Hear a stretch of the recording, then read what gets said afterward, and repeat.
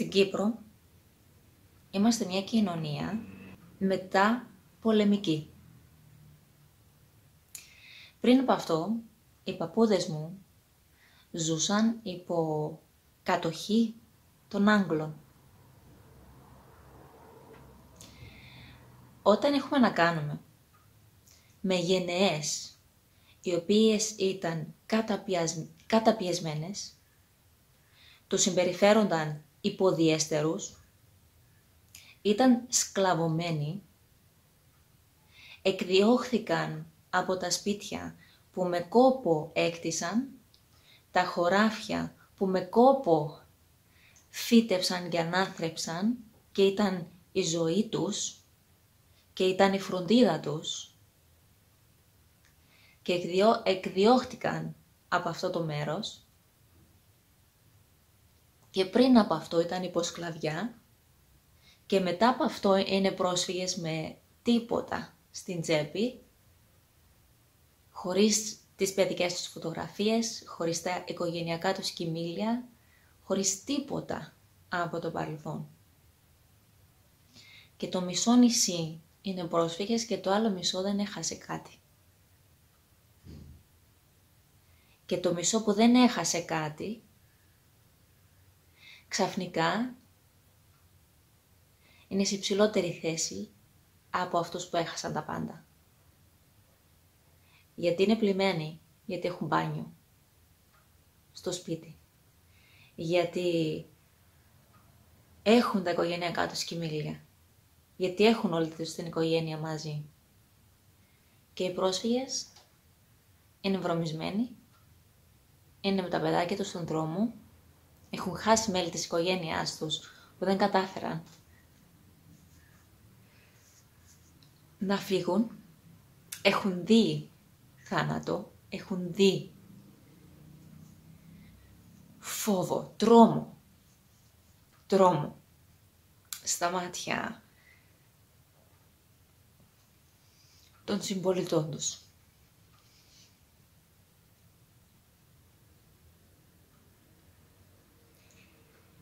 Και μεγαλώνει μετά η δική μας γενιά και μεγαλώνουν οι γενναίες μετά από τις δικές μας και γεννιούνται ακόμη καινούργιες γενναίες. Αλλά τα τραύματα του πολέμου, τα τραύματα μιας κοινωνίας η οποία ήταν υποδιέστερη, τις συμπεριφέρονταν λες και ήταν υποδιέστερη, έχει περάσει σκλαβιά, έχει περάσει αναγκαστική αποσιώπηση, έχει περάσει αναγκαστική μεταχείριση. Τι ώρα δικαιούσε να βγεις έξω από το σπίτι, τι δικαιούσε να κάνεις έξω από το σπίτι. Πράγματα τα οποία κάποιοι έχουμε γευτεί και το 2020. Βέβαια η πρόφαση ήταν διαφορετική. Η πρόφαση ήταν η υγεία. Αλλά αυτό που συνέβησε ήταν και πάλι αυτοί οι κυβερνούντες καθορίζουν τι δικαιούται ο πολίτης να κάνει και να μην κάνει. Αυτοί οι κυβερνούντες βγάζουν μια διαταγή και ισχύει για τους πάντες παντού. Ανεξαρτήτου επίπεδου υγείας, ανεξαρτήτου ηλικίας, ανεξαρτήτου που μένουν. Δηλαδή μπορεί να μένεις στη μέση του πουθενά. Οι κανόνες είναι οι ίδιοι. Απαγορεύεται να βγεις από το σπίτι σου. Απαγορεύεται να κάνεις μια βόλτα έξω στην φύση. Έστω και αν δεν υπάρχει κανείς άλλος εκεί πέρα. Έστω αν δεν υπάρχει κανείς χιλιόμετρα κοντά. Εσύ απαγορεύεται και αν σε πιάσουν πας φυλακή. Οι κυριαρχούντες κατεβάζουν τους κανόνες. Σίγουρα οι γενιές που έχουν περάσει και έχουν βιώσει αυτές τις κακοποιητικές συμπεριφορές, αυτές τις oppressive behaviors, καταπιεστικές, σίγουρα έχουν περισσότερα να αντιμετωπίσουν.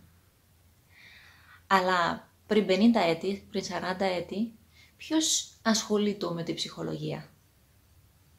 Που έπρεπε να ταΐσει τα παιδάκια του για να επιβιώσουν, που έπρεπε να βρει ρούχα για να φορέσουν, μια πατανία να σκολιστούν, ένα μέρος που θα τους άφηναν να κοιμηθούν ή να ζήσουν, κάπου που θα μπορούσαν να πάνε να δουλέψουν, να πιάσουν το κάτι της για να ταΐσουν και να σκεπάσουν την οικογένειά τους. Ποιος ασχολείται με τη ψυχολογία? Και όμως ποιος ήταν ψυχολογικά υγιής μετά από όλα αυτά? Μετά που βίωσαν και είδαν και άκουσαν και ένιωσαν όλα αυτά. Και το δικό μου έβριμα, το οποίο δεν έχει καμία σχέση με επιστημονικό έβριμα, είναι απλώς μία άποψη, είναι ότι σε αυτήν εδώ συγκεκριμένη την χώρα υπάρχει θέμα. Υπάρχει θέμα στις οικογένειές μας. Υπάρχει θέμα στην ανατροφή των παιδιών. Υπάρχει θέμα στην συσχέτιση με ενήλικα τέκνα. Ο Μάρτιν Μίλερ είναι ψυχολόγος. Είναι γιος της ψυχολόγου Άλις Μίλερ. Η Άλις Μίλερ λοιπόν είναι μια πολύ διάσημη ψυχολόγος, η οποία έχει γράψει το βιβλίο The Drama of the Gifted Child.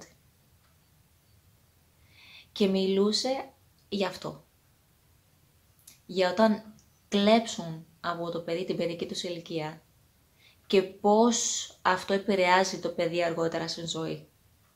Πώς επηρεάζει την συναισθηματική του νοημοσύνη και ικανότητα να είναι καλά.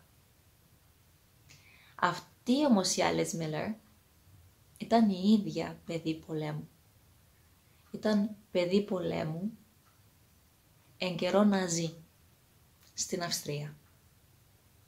Μετά τον πόλεμο λοιπόν αυτή η Άλις Μίλερ παντρεύτηκε έναν από αυτούς τους Ναζί. Ενώ η ίδια ήταν Εβραία. Και ανέλαβε μια καινούργια προσωπικότητα. Αυτά είναι τα λεγόμενα του ίδιου του παιδιού, από τη βιβλιογραφία που είχε γράψει. Και το τι συνέβηκε είναι ότι απέκοψε τον εαυτό της από το παιδί που ήταν,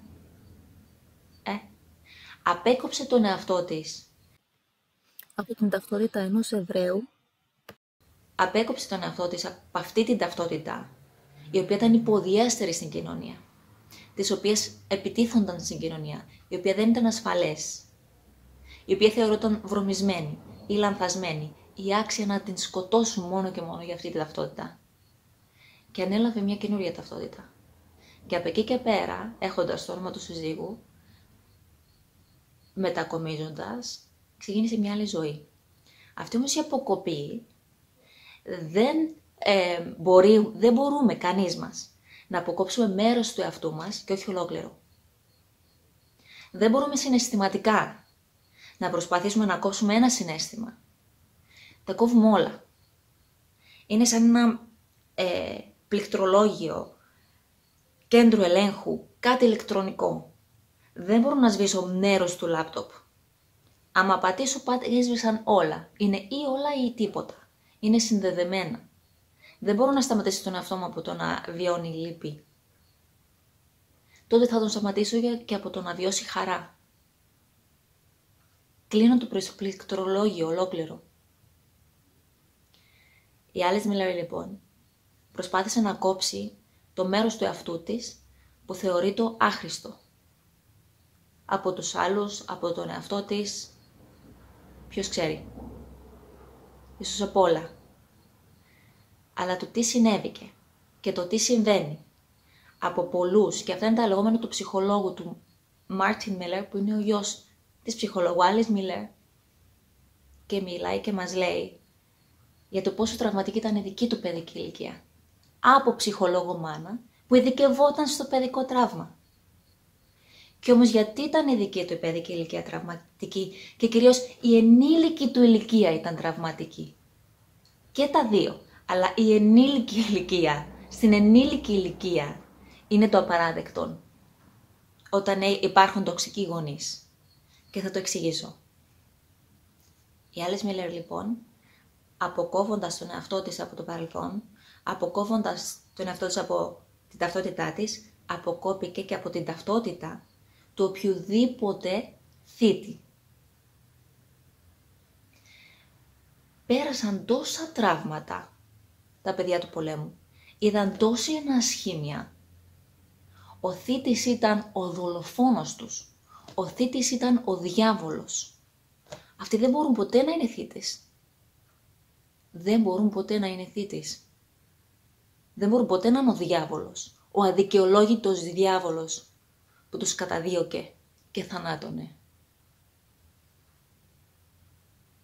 Αυτό όμως σημαίνει ότι όταν το παιδί σου που γέννησες τώρα, τολμήσει να πει «Μαμά, μη μου μιλάς έτσι, δεν μου αρέσει». Τι σημαίνει για σένα? Τι σημαίνει για σένα?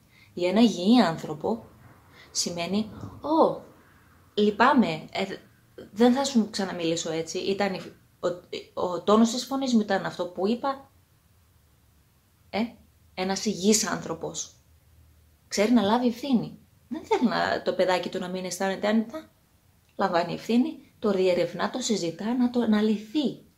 Αλλά ένα τραυματισμένο άτομο, είτε από πόλεμο, είτε από παιδική κακοποίηση στην οικογένειά του, όπου υπήρχε ένας τεράστιος θήτης μέσα στο σπίτι, κάποιος ο οποίος ήταν εθισμένος και λειτουργούσε, είχε ένα πρόσωπο το πρωί και άλλο πρόσωπο το βράδυ. Ένα πρόσωπο όταν ήταν καθαρός, άλλο πρόσωπο όταν ήταν υπό υπήρεια. Παιδικά τραύματα και συγκεκριμένα τραύματα πολέμου, βάσει αυτό το βιβλίο, μας εξηγούν ότι δεν μπορούν ποτέ να δουν τον εαυτό τους σαν θήτη. Δεν μπορούν ποτέ να πούν συγγνώμη, δεν μπορούν ποτέ να δουν τον εαυτό τους σαν θήτη. Και όταν το παιδάκι τους τολμήσει να πει κάτι δεν τους άρεσε, τολμήσει με κάποιο τρόπο να δείξει ότι είναι λανθασμένη η μαμά, έκανε κάτι λάθος η μαμά, που ποιος δεν κάνει λάθη. Αλλά αυτός που επιβίωσε τον πόλεμο δεν μπορεί να το ανεχτεί.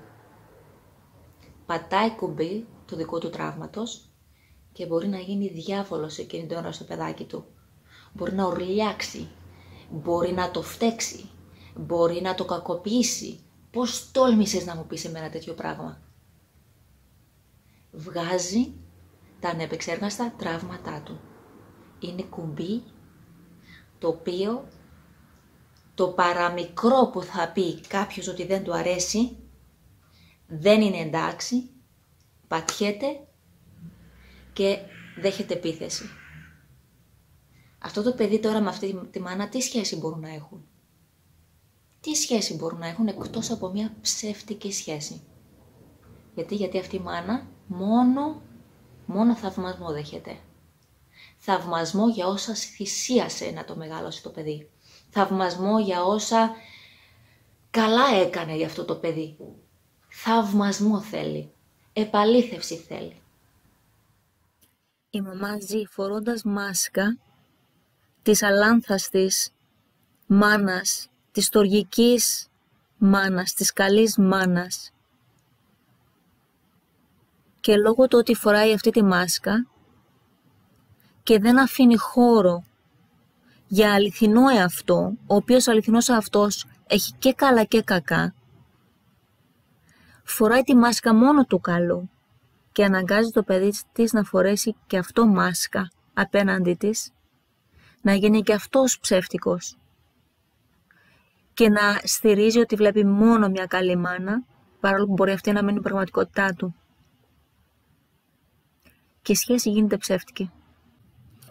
Και μπορεί πολύ πιθανόν το παιδί να χάσει τον αυθεντικό του εαυτό, λόγω του ότι μεγαλώνει φορώντας εξαναγκαστική μάσκα. Μια άλλη γωνία τώρα, πάνω στο ίδιο θέμα. Αυτός λοιπόν ο Μάρτιν Μίλλερ μας λέει, αυτοί που επιβίωσαν τον πόλεμο χάνουν τα πάντα. Δεν έχασαν ίσως χέρια ή πόδια, αλλά είναι amputees. Και λέει μπορεί να μην είναι, τους κόπηκε χέρι ή πόδι, αλλά they've been amputated from the possibility of feeling joy. έχουν αποκοπεί από την πιθανότητα να αισθανθούν χαρά. Έχουν αποκοπεί από την πίστη στην ζωή, την πίστη στην ανθρωπότητα. Και τι συμβαίνει?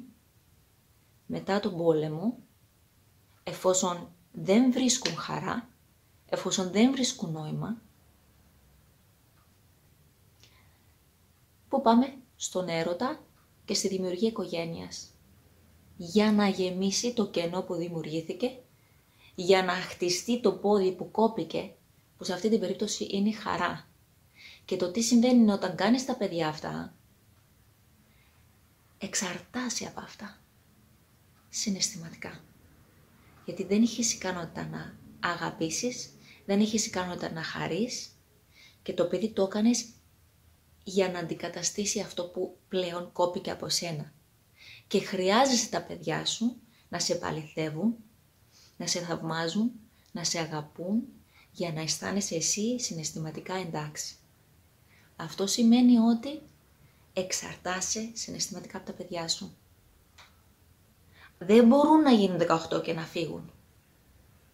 Είναι το τέταρτο σου πόδι, είναι το δεύτερο σου πόδι, είναι το μπαστούνι σου. Δεν μπορείς να περπατήσεις χωρίς αυτά.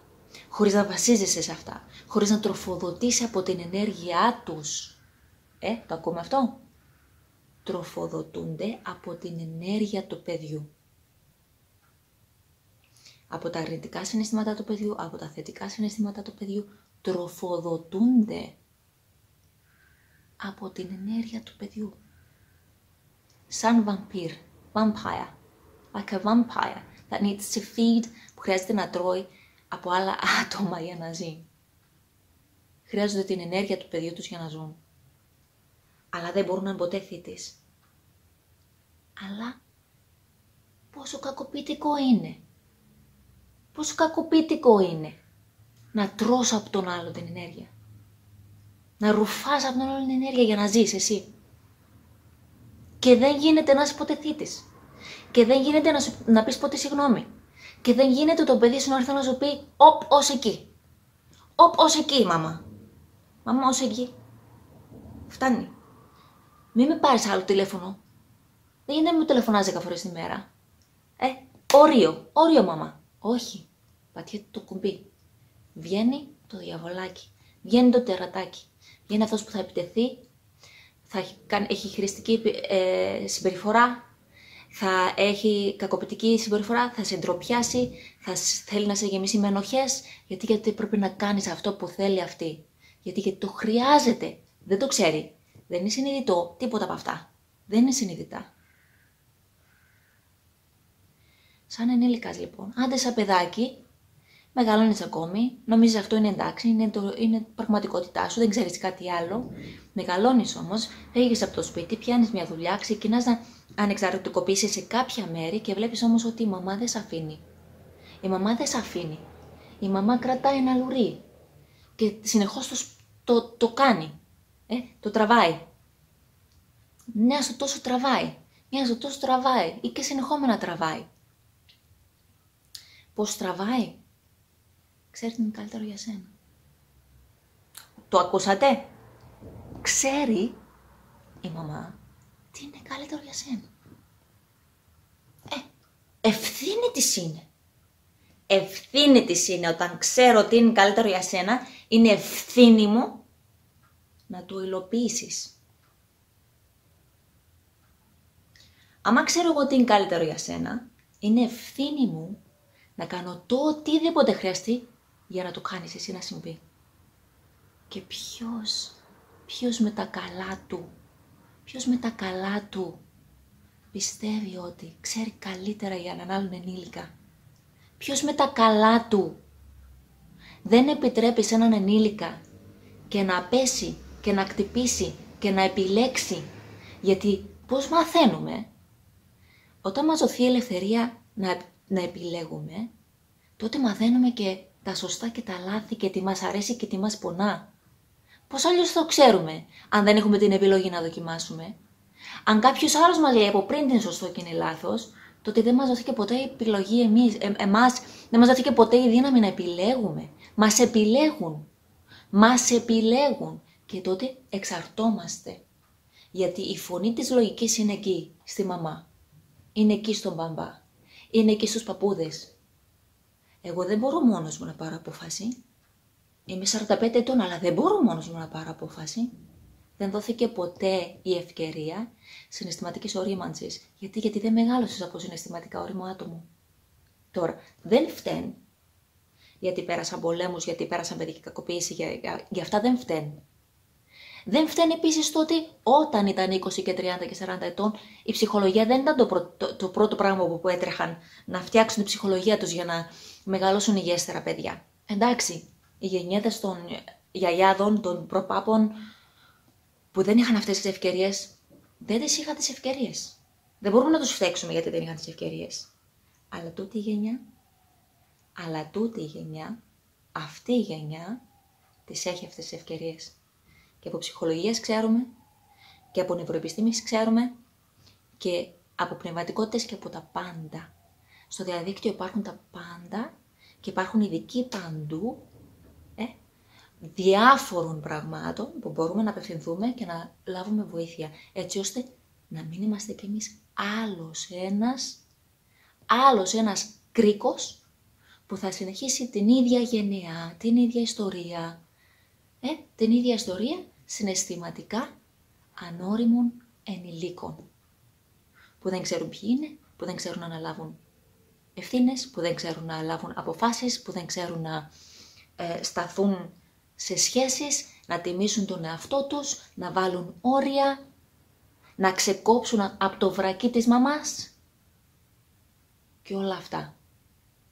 Και εδώ που δεν θα φταίξουμε κανένα, όμως, βλέπουμε ότι υπάρχει πρόβλημα. Και όταν υπάρχει πρόβλημα, για να βρούμε την πηγή, τη λύση του προβλήματος, κοιτάζουμε ποιος το δημιουργά, σωστά. Ποιος δημιουργά το πρόβλημα, έτσι ώστε να το λύσουμε. Πάμε στην πηγή. Ξεκίνησε από την παιδική ηλικία, αλλά δεν είμαστε παιδιά πλέον. Άμα ξεκίνησε από την παιδική ηλικία, αλλά δεν είμαστε παιδιά πλέον, τότε η πηγή, κατεβαίνοντας κάτω και για να βρούμε την πηγή, δεν είμαστε εμείς. Εμείς είμαστε. Εμείς. Γιατί πλέον δεν υπάρχει παιδάκι. Το παιδάκι πέθανε. Το παιδάκι ζει μόνο μέσα σου και μέσω των αναμνήσεών σου. Δεν υπάρχει στο εδώ το παιδάκι. Δεν μπορείς να πας στο παιδάκι ούτε στους γονείς του τότε. Αυτό που υπάρχει σήμερα είναι ένα σύνολο ενηλίκων και μόνο. Άρα δεν μπορείς να φταίξεις αλλού. Πρέπει να αναλάβεις εσύ ο ίδιος ευθύνη. Έχεις πια μεγαλώσει. Ο ενήλικας εαυτός μας, ο οποίος δεν έχει πλέον οριμάσει. Τι, θα πάμε πίσω στους γονείς μας να μας μεγαλώσουν κι άλλο? Όχι, δεν έχουν ικανότητα να μας οριμάσουν πέραν του δικού τους επίπεδου ορίμανσης. Άρα πρέπει να πάμε κάπου αλλού. Κάπου που ξέρουν να μας πούν ποια είναι τα βήματα, να οριμάσουμε κι εμείς. Να ζήσουμε κι εμείς μια καλή ζωή. Μην ζήσουμε κι εμείς τα ίδια ανεβοκατεβάσματα, τους ίδιους καυγάδες στο σπίτι, τους ίδιους χωρισμούς, συνεχόμενα, τις ίδιες μοναξιές, την ίδια απόγνωση, τις ίδιες οικονομικές δυσκολίες, τις ίδιες ζήλιες για άλλους, που τους δόθηκε από το σύμπαν καλύτερα χαρτιά και δεν χρειάστηκε να ταλαιπωρηθούν όσο εμείς.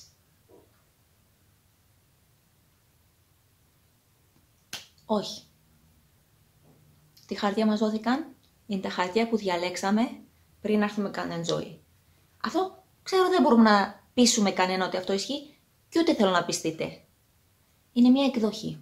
Μια εκδοχή είναι ότι επιλέγουμε τους γονείς μας, επιλέγουμε τη ζωή μας, επιλέγουμε ακόμη και τα τραύματά μας. Γιατί ήρθαμε εδώ για να τα απειλήσουμε. Να αφήσουμε το κάρμα να φύγει.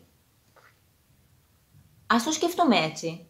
Γιατί μας κινητροπιά να τα αφήσουμε να φύγει. Μας κινητροπιά να το επιλύσουμε. Μας κινητροπιά, άντε ήρθα εδώ. Το έζησα. Αυτό το απέσιο πράγμα που ζήσα. Ας το λύσω το ευλογημένο, σε περίπτωση που πρέπει να ξανάρθω και να το ξαναζήσω αν δεν τα καταφέρω αυτή τη φορά να το λύσω.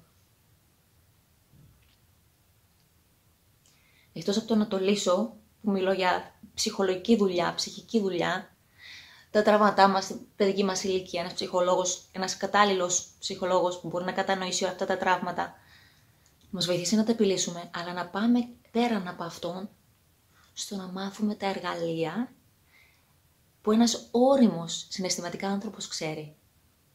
Και τα άτομα που μεγάλωσαν σε τέτοιες οικογένειες δυστυχώς δεν γνωρίζουν.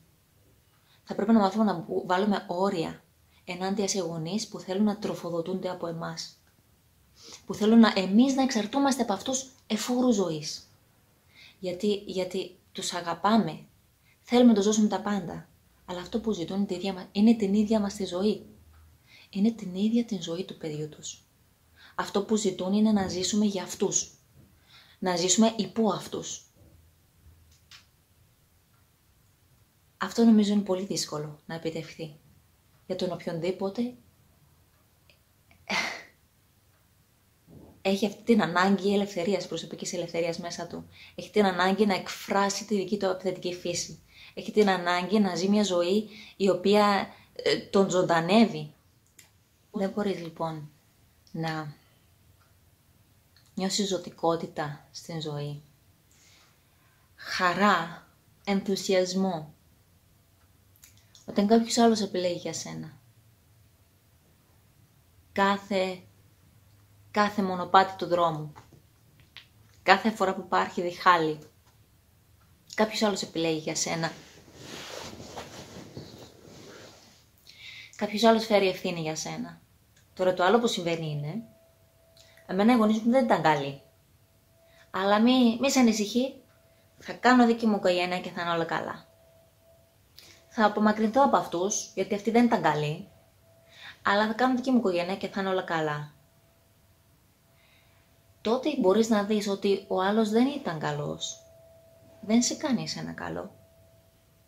Τότε μπορείς να δεις και να κρίνεις αυτός δεν ήταν πολύ καλός γονιός. Δεν σε κάνει αυτόματα εσένα καλό γονιό.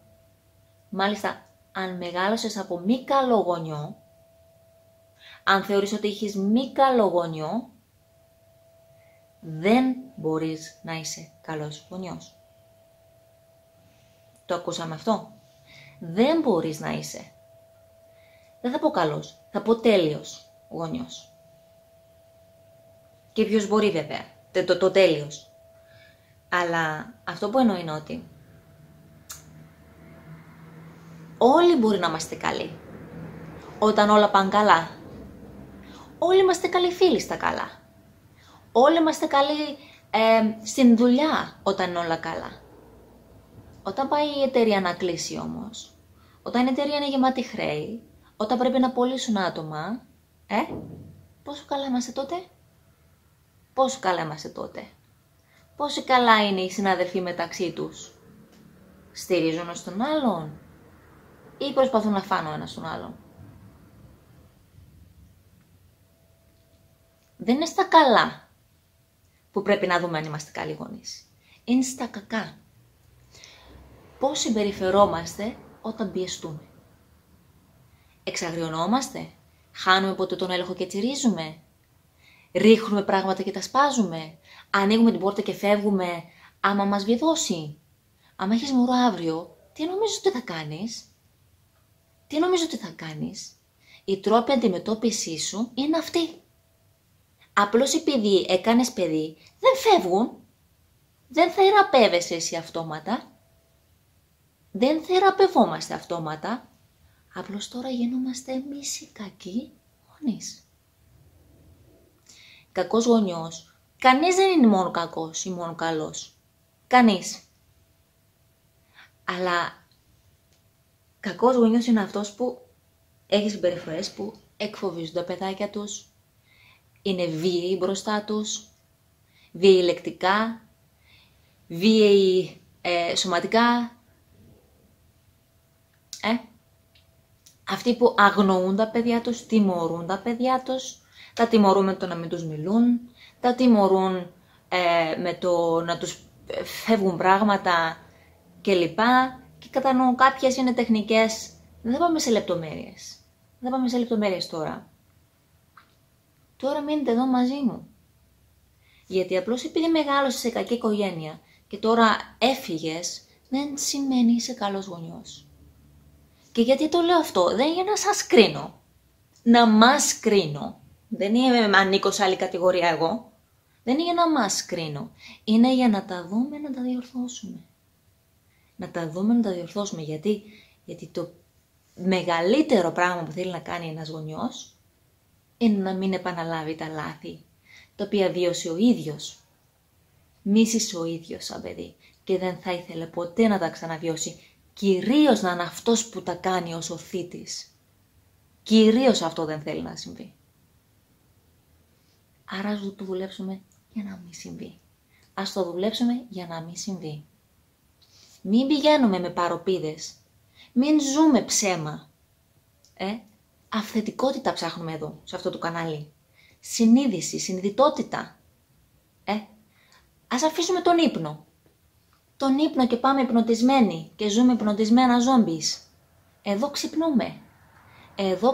Εδώ αναλαμβάνουμε ευθύνη για τα αρνητικά μας και αναλαμβάνουμε ευθύνη για τα θετικά μας. Και ποτίζουμε το ένα και από το άλλο αφαιρούμε και μαθαίνουμε. Και σιγά σιγά αυτό στιβάζεται σε ένα πιο συναισθηματικά όριμο άτομο, σε ένα πιο βοηθητικό μέλος της κοινωνίας, σε έναν καλύτερο άνθρωπο για να συσχετίζεσαι μαζί του. Είτε ως γονιός σου, είτε ως φίλος σου, είτε ως παιδί σου, είτε ως συνεργαζόμενος. Αυτά για το σημερινό βίντεο. Ελπίζω να το βρήκατε βοηθητικό. Πολλά φιλιά. Θα πούμε ξανά σύντομα.